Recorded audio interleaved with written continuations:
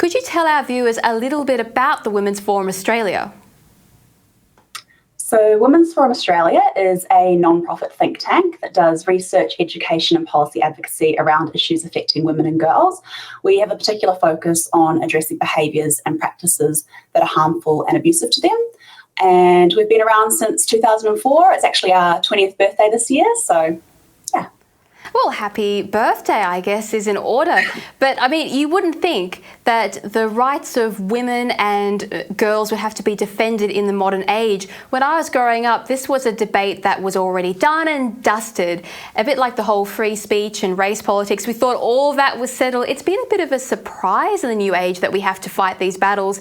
How important is the work that your organisation actually does?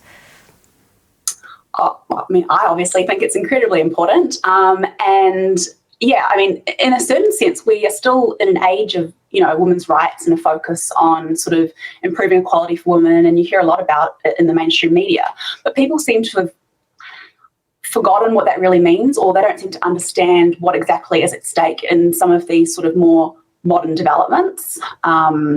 So yeah, obviously I'm very, very happy to talk to you more about some of those things. Yes, well, we've got to go all the way back to basics and define what a woman actually is before we can even defend those rights.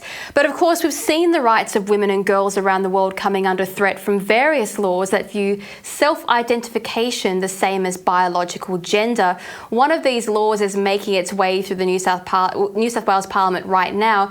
Now, Rachael, what is this law and what are you concerned about? Like, what is it going to mean for New South Wales girls and women? So the particular law or reform that you mentioned in relation to sex self-ID is just one aspect of a bill introduced by independent MP Alex Greenwich in August last year, ironically called the Equality Bill.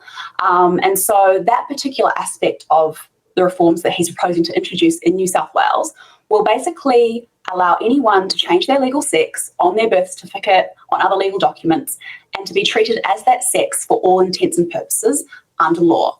And so obviously, just in terms of science and logic, that doesn't make any sense. But women's advocates like myself are particularly concerned that it will allow males to self-identify as women and girls with the bare minimum of safeguards, and it will allow them to be able to access female-only spaces like bathrooms, like changing rooms, like refuges, like prisons, with full protection of the law. And, overseas, we've already seen these kinds of self-ID policies and self-ID laws being abused by, for example, in Scotland, male offenders identifying as women to get into women's prisons and then on release actually going back to living their lives as men.